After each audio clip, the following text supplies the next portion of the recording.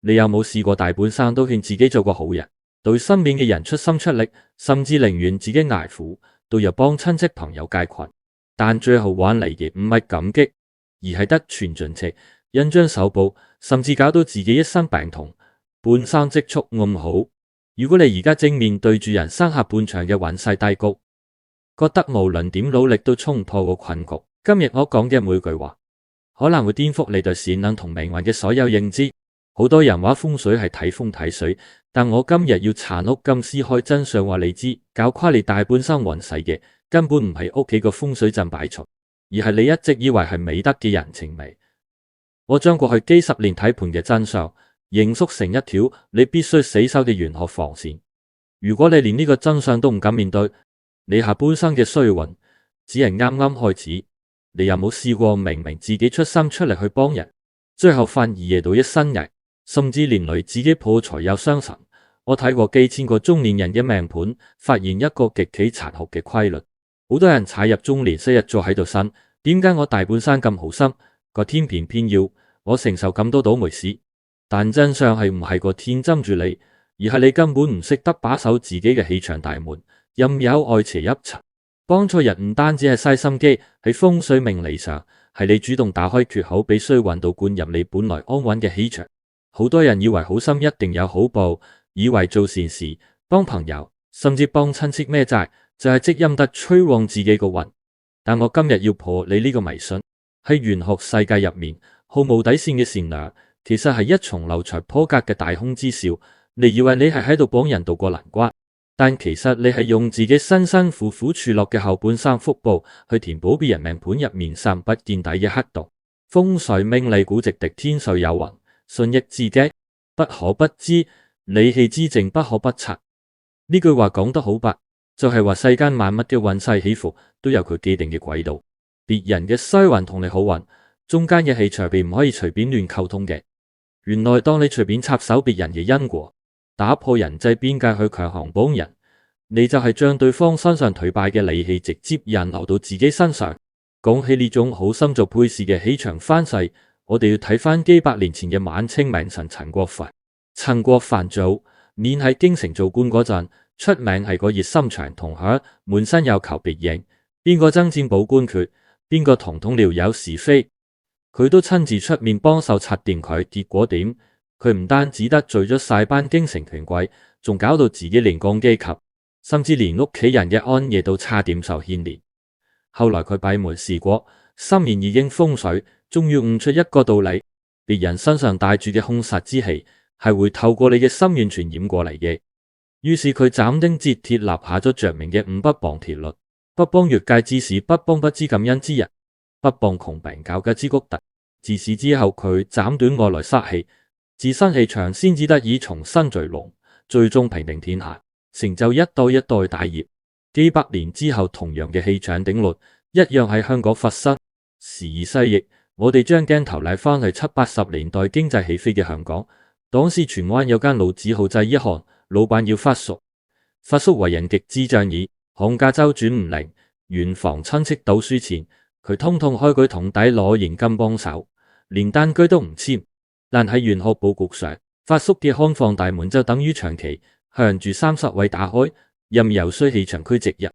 去到80年代尾遇上金融波動，嗰班曾經受過佢恩惠嘅人，每一個肯還錢，甚至有行家翻咬，一口話發叔批貨有問題。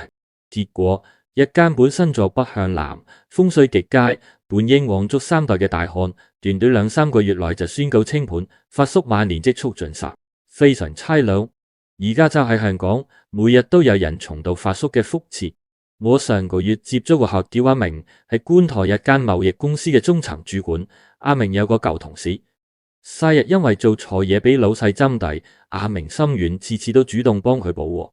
甚至將自己手上最穩陣嘅大客分俾對方㗎，希望幫佢渡過難關。喺風水命理上，阿明原本行緊正印大運，事業背應穩步上揚，但佢幫呢個滿身負能量、運勢極頹嘅同事，就等於將自己辦公台聚氣嘅文昌位，直接拉條線駁去對方個普財位度。結果同事個鑊越搞越大，老細追究落嚟，同事第一時間將責任推到阿明身上。幫人幫到出面嘅阿明，竟然成為咗全公司唯一被炒魷魚嗰個中年失業、前路茫茫。就好似你間屋入面原本門窗緊閉冷氣校凍，風水真覺非常穩定舒服，但係偏偏因為出面界嘅人話熱，就走去將自己屋企嘅大門同窗全部打開，任由出面30幾度嘅熱氣同街邊廢氣直衝入嚟。出面嘅人根本唔會覺得涼快咗幾多，但你自己間屋就徹底喪失咗原有嘅保護結界，搞到烏煙瘴氣，自己都冇覺好瞓。你要明白呢個風水底層邏輯，別人身上嘅衰運帶有極強嘅負面磁場，當你跨越邊界去強行干預同施捨，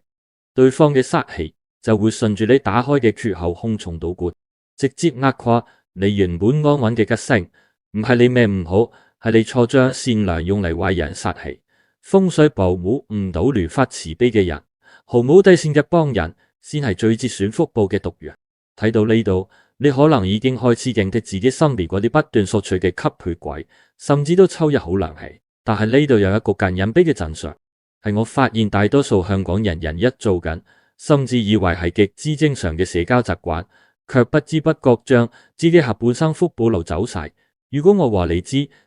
你每日講出口嘅某幾句話，正係斬斷你財運嘅無形利刃，你信唔信？你有冇發現到？有冇發現有啲人明屋企擺晒風水大陣，催財催旺嘅水晶擺滿晒3張辦公台，但係佢嘅財運同事業依然係一潭死水，甚至越做越縮。我睇過無數個中年陷入絕境嘅命盤，發現一個極其可悲嘅通病。好多人話風水係睇得見嘅巒頭同利器，但真相係你每日北京大佬講出口嘅說話，先係你身上最霸道、最直接嘅風水。你講出口嘅每一句話，都係你親自畫緊嘅符死蟲唔應該講嘅說話，其實係你親自為自己布下嘅破財局。好多人以為同朋友訴苦，講自己幾窮，抱怨下老細，或者同愛人緣，要自己今年賺咗幾多，只係普通嘅情感發洩，講完就算。但風水師從來唔係咁搞，經常將紅慘反掛喺嘴邊，或者隨意泄露自己嘅底牌，根本唔係天計咁簡單，而喺度精準摧毀緊你本命八字入面最起嘅能力。你以為自己只係呻兩句，原來你一直喺度親手趕走緊屬於你自己嘅財氣同貴人。風水命理古籍已經有云：吉人支持寡，粗人支持多。呢句話嘅意思係，真正帶住吉相行緊大運嘅人，說話從來都係精簡慎重嘅，而氣場虛浮、運勢急躁嘅人，先會日日把口唔停。原來你把口講出嘅每一句話，都係帶有能量嘅震動頻率。呢個就係話你嘅語言直接決定咗你周遭環境係聚氣定係散氣。幾千年驗證過嘅規律，從來都冇變過。三國時期嘅絕頂聰明人楊修，就係死喺把口度。佢明明身處曹操陣營嘅核心，佔盡天時地利，但佢偏偏犯咗四五講入面嘅大忌，四出張揚，甚至連上司曹操雞肋嘅底牌都要死位同人講。喺玄學上，佢呢種行為叫竊天機、生本起，直接將自己原本穩固嘅官祿格打得粉碎，最後惹來殺身之禍。幾百年之後，用能嘅百年之後，同樣嘅命理規律係近代香港再次殘酷應驗。時間推返去80年代嘅旺角太子道西，有一間做海味批發生意嘅老字號，老闆人稱海味強。強叔間鋪原本正正對住大街嘅旺氣入海口，風水術語叫水聚天心，生意滔滔不絕。但強叔有個致命傷，就係口沒遮攔，口業極重。佢3日喺茶餐廳同班行家爆料，講自己入貨底價點破，又中意喺街坊面前踩低同行，甚至經常向伙計抱怨時局艱難，生無可戀。漸漸地，佢把口製造嘅聲煞同是非怨氣，徹底破壞咗間鋪嘅名堂聚氣局。不出3年，原本日日排長龍嘅旺鋪，變成滿可羅雀嘅衰鋪。強叔最終因為亂說話得罪大客，被抽起晒啲單底，面快抽起晒啲單，黯然結業。而家就喺香港嘅中環寫字樓入面，呢個口業風水局依然每日上演。我有個舊客陳太，45歲，喺跨國保險公司做高層。佢原本流年命格行緊食神生財，偏偏好中意喺茶水間同下屬講公司高層嘅是非，又西日喺社交平台抱怨老細唔識賞識佢，甚至係同行泄露自己條 team 嘅底牌。結果呢啲充滿怨毒同泄密嘅說話，形成咗極強嘅負面磁場，直衝佢自己辦公座位嘅流年彩位。最後不僅幾個大黑突然轉軚簽咗俾對手，陳太仲被公司以泄露商業機密為由提早勸退。本身事業毀於一張嘴，泄露底牌抱怨窮苦，講人是非炫耀財富，呢四唔講就係四把破財運，氣球嘅尖刀就好似你間屋入面個夾萬，原本鎖得實一實，財氣穩固，密不透風，但你每日都要打開個夾萬門，企喺大門圍同條街啲人講入面有幾多錢，或者新個夾萬有幾空，個鎖有幾厲害，咁樣做一陣測風吹過，知道有論，財氣自然就無影無蹤，甚至直接惹來出面嘅劫煞一目洗劫一空。好的風水從來都係靠藏出嚟嘅，我哋用風水邏輯去測解呢個現象，言語聲波同內容，震動並破配本命名堂嘅聚氣結界，招惹是非煞氣，如破財敗局。你講嘅每句怨言同炫耀，都係喺度重塑緊你嘅命運風水，將好運推開，管唔住把口嘅人。擺再貴嘅風水陣都係接唔住天降嘅橫財。而家請你喺留言區留低4個字：發煞納福。唔單止係一個願望，更加係一份向天地發出嘅氣場宣言。當你打低呢4個字，你就係宣告自己正式截斷過去所有積累落嚟嘅口業，用親密同定力重新凝聚下半生嘅旺氣。你以為只要我教你管好把口就夠？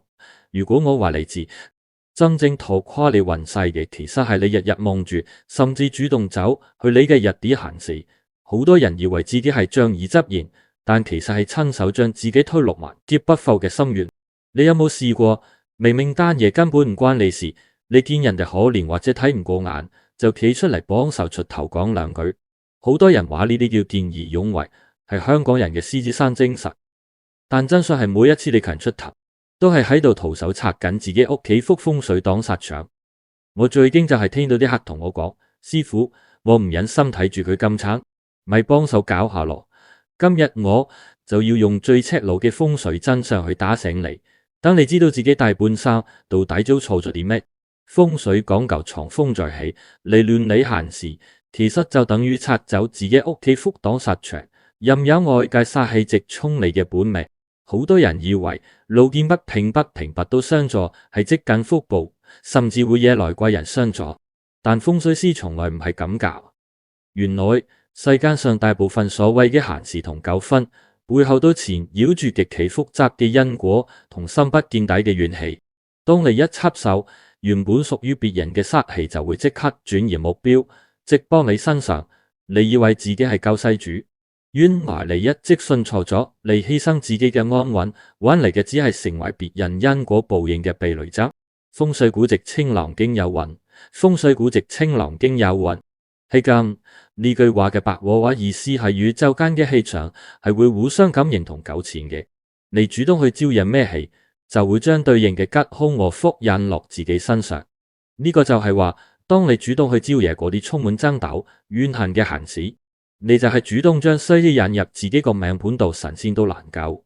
幾千年驗證過嘅規律，歷代都有血淋淋嘅教訓。清代廣州13巷嘅巨商潘氏，原本府邸坐北向南，明堂聚水，夫隔一鳳，氣場穩如泰山。有次，另外兩家商號因為爭奪茶葉生意發生劇烈糾紛，甚至鬧出人命。潘氏家主自恃有威望，主動出面調停，甚至動用自己嘅龐大資金去墊資田數，想平息干戈。結果點供咗兩家背後更深層嘅官府貪腐案，仲俾人誣告陷害。原本穩固嘅商業版圖同家宅氣場瞬間被打破，惹來抄家之禍。一代巨富就因為理咗一單閒事，搞到家道中落。幾百年之後，呢種理閒事嘅煞氣嘅悲劇，喺50年代嘅九龍城寨再次上演。當時城寨裏面品流複雜，有個開打鐵鋪嘅強伯家，鋪喺正城寨中心嘅最氣位，生意本來平穩安和。點知隔籬兩檔賣粉嘅幫派因為爭地盤一日火並，強伯睇唔過眼，企出嚟做和事佬講數，以為大家會俾面佢個老街坊，結果不僅和解唔成，強伯更鋪仲俾兩邊人馬淋紅油、蘇長、咁惹來係經濟機打壓，最後強百年命都保唔住，黃鋪攏屈廢墟。呢啲就係氣場翻晒嘅恐怖之處。而家就係香港同樣嘅殺氣依然，一日又喺我哋身邊引爆，專揀嗰啲心軟嘅中年人落手。我有個熟客叫陳師奶，住喺深水埗一棟舊唐樓，樓上天台戶違規搭建，搞到嚴重漏水。本來係隔黐屋李太受影響最深。陳師奶覺得李太年紀大好慘，竟然帶頭聯署，日日走去同天台互嘈，仲出錢幫李太請律師法律師信。喺風水上，陳師奶自己間屋本來格局清靜安穩無事，但佢咁樣做等於將自己屋企大門直接對準咗樓上嘅三煞位，主動挑起戰火。結果天台會日日落嚟騷擾陳師奶，臨時睡塞鎖匙窿，半夜狂敲鐵閘。陳師奶老公因為日夜擔驚受怕，心臟病科百而完，個仔又因為精神壓力大，返工出錯而被公司裁員。最諷刺嘅係，原本嘅受害者李太最後反而甩水，靜靜雞搬走咗，留低陳師奶一家人獨自面對呢個爛攤子，價值從此不除。就好似你間屋入面，原本門窗關好，出面打緊10號風球都影響唔到你嘆冷氣，但你偏偏見到出面有人擔遮吹到咗腰又敗，覺得唔忍心，就衝出去打開大門，想拉佢入嚟避風，結果係出面嘅狂風暴雨瞬間衝入你間屋，吹爛晒你屋企啲古董同傢俬，而嗰個人可能拍拍來油就走咗，留低呢一個人慢慢執收尾。我教你一個概念，利用呢個邏輯去審視下自己大半生嘅遭遇。別人9分鐘累積嘅極強怨氣同殺氣，隨着你嘅強狠介入而衝破你自身嘅能量邊界，殺氣反客為主，直接導致你家宅不處同運勢急跌。你行事從來都係成本最高嘅破財局，唔係你命唔好，係你太中意做救世主，風水保唔住一個連自己邊界都守唔住嘅人。而家請你係留言區留低一個。OK， 又睇到呢度，而家心入面有一啲觸動，甚至諗起某段令你後悔莫及、大傷元氣嘅往事，喺留言區留低一個。OK， 每一個 OK 都係你決定由今日起重新確立自己氣場邊界，不再惹殺上身嘅見證。我俾個填字，你下半生嘅福氣只留俾自己同最重要嘅屋企人。講到呢度，你可能會問我，既然殺唔理係最好嘅護身符，乜都唔理，咁係唔係要與世隔絕做個冷血動物？但如果我話你知，真正的萬物皆不沾身，根本唔係出喺土碑度，而係一套極度強大嘅玄空飛星翻向操作。你有冇試過，當你決定斬斷某啲難關，係唔再理某啲閒事之後，身邊總有聲音話你變咗冷血，甚至自私。我睇過無數中年客坐喺我面前喊住問我：師傅，我做人咁絕情，奉人避忌係咪會折福？但真相嚟，如果你唔狠心，你連自己下半生嘅福報都保唔住。你改變唔到身邊出現咩人，但你可以通過條精帝線改變自身氣場嘅引力。真正做到嘢即係自導，義者自導。好多人以為好風水就係有逢源八面玲瓏，人見人老，人見人愛，四海之內皆兄弟。但風水師從來唔係咁教，真正嘅大格局從來都係識得篩選，唔係通盤接收。你以為照單全收係包容，原來你一直信錯咗。呢種好無底線嘅接收，只會將你變成厄運嘅集散地。風水古籍已經有云：同聲相應，同氣相求。而你係派頂流審視院空學亦強調，修山出煞，哀聲變吉凶。呢兩句話加埋嘅約字意思係，相同頻率嘅氣場自然會互相吸引。而最好嘅風水佈局，唔係打開大門迎接所有人，而係要將吉氣緊緊收埋，將煞氣冇情感擋走。原來你遇到小人定貴人，根本唔係隨機嘅，而係你自身氣場引力嘅投射。你唔設立風扇，衰氣自然聞到除就黐埋嚟。嗰起氣場引論，嗰起氣場引力，我昔日強調。而你講求陰陽平衡，我哋套用到人際關係上，其實就係一套活生生嘅玄空飛星局。我有個客叫阿輝，48歲，喺中環國際金融中心一間投行做副總裁。但睇亂頭風水，阿輝個海景房座位背靠失場，面向維港無敵大海景，正正係流年88咗副星大財星飛臨嘅聚財大局。理應升職加薪，順風順水。但阿輝有個致命嘅性格弱點，唔識拒絕。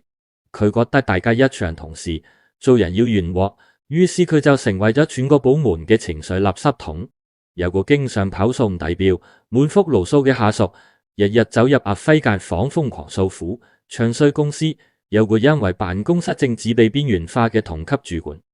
又生日拉住阿輝去飲杯嘢狂噴是非。喺遠控飛升嘅風水邏輯入面，每一個人其實都係一顆識行識走嘅飛星。嗰位滿腹牢騷嘅下屬，就係一顆帶住極強負能量嘅3碧6全星；而嗰位運勢谷底嘅同級主管，就係一顆災病連連嘅5黃廉貞星。阿輝以為自己只係聽人生兩句做個好人，但實際上佢係用自己嘅同情心，將辦公室最毒嘅3碧星同5黃煞，日日引流入自己原本大吉嘅八白財位度。兩股極凶嘅煞氣喺阿輝業本命名堂產生咗同頻共振，不出半年，公司高層大地震，嗰位同級主管被炒，而阿輝因為經常同佢出雙入對，被高層標籤為同一派，係最終連累阿輝錯失咗升總監嘅大好機會，連年終花紅都被大幅扣減。原本嘅升職大局，硬生生俾自己亦唔識拒絕拖垮。呢個原理就好似你部手機嘅藍牙功能，如果你設定為所有人可見，你行出旺角街頭就會無啦啦收到無數陌生人傳嚟嘅垃圾廣告，甚至係帶病毒嘅檔案，搞到你部機死機。但如果你設定為僅限聯絡人，甚至直接關掉，出面幾多垃圾資訊都入侵唔到你，人際邊界就係你生命氣場嘅最強防火牆。我成日同啲客講易經講求變，所謂二者之道，就係當你察覺到周圍環境嘅氣場開始混濁，你唔係去試圖改變嗰啲充滿戾氣嘅人，而係要抽身而退。真正嘅風水大師去到一間風水極差嘅凶宅，如果知道化解唔到，第一件事係叫掉頭走，而唔係勉強留喺度硬食。面對消耗你嘅人，最好嘅化解就係遠辭。自身底線不清與同情心泛濫，導致低頻煞氣產生同頻共振，並直入中宮，招惹小人爛桃花與流年低谷。當你學會二者之道，斬斷呢啲低頻連結，唔係你命格招小人，係你根本冇拉起防線。風水改變唔到世界有幾多衰人，但可以決定邊個埋到你身。講到呢度，你可能已經打算今晚就封鎖手機入面嗰幾個生日放呼嘅吸血鬼。但如果我話嚟自要真正鎖住你好唔容易儲翻嚟嘅下半生旺氣，最後仲欠缺一個最關鍵但又最痛嘅動作。如果做漏呢一步，你之前做嘅所有擋煞功夫，最後都會功虧一簣。有一樣嘢比遇到小人更加恐怖，就係你親自將把刀遞俾個小人，仲要同佢講句唔該。我頭先講到要鎖住下半生嘅旺氣，仲欠缺一個最關鍵但又最痛嘅動作。呢個動作就係徹底放低你心底入面嗰份莫名其妙嘅內疚感。真正嘅好風水唔係在有逢源，而係懂得設立結界，斬斷對賴人爛事嘅內疚感，先係保護自己核心能力嘅最強護甲。好多人話師傅，我理智上知道唔應該幫佢，唔應該理佢啲閒事，但我過唔到自己個關。我覺得自己好絕情，夜晚連覺都瞓唔好。但風水師從來唔係咁教，喺玄學氣場入面，內疚係一重極度耗損本命元氣嘅低頻能量。當你因為拒絕咗一個消耗你嘅人而感到內疚嗰一陣，你其實係喺自己原本已經拉起嘅氣場防線上，重新再開一個大窿俾對方嘅陰寒煞氣再次趁虛而入。你以為內疚係代表你有良心，原來你一直順從咗。呢種無謂嘅自我懲罰，只係變相將自己嘅福報繼續輸送俾對福報繼續輸送俾對方。我今日講咗咁多3唔離4唔講5唔黃，其實核心即係呢一個字。前半生喺職場同家族入面做慣咗老好人，